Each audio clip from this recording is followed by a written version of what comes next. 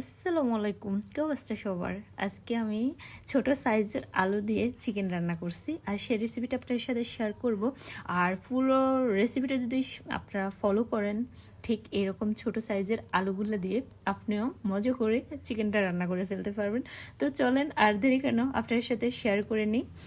এখানে আমি চিকেন রান্নার জন্য সর্বপ্রথম যেটা করছি, পেঁয়াজ কেটে নিচ্ছি, তারপর এই আলু ছিলে নিচ্ছি, তারপর এখানে একটা বড় সাইজের টমেটো ও কেটে নিলাম।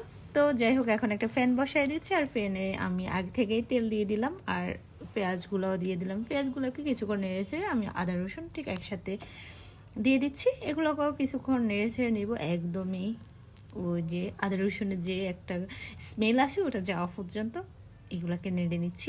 আর এখানে সাথে আমি তেজপাতা, এলাচি, দারচিনি এইগুলা দিলাম। তো আর দিয়ে দিচ্ছি হলুদ, মরিচ, জিরার গুঁড়া, ধনিয়ার গুঁড়া আর এখানে এই মশলা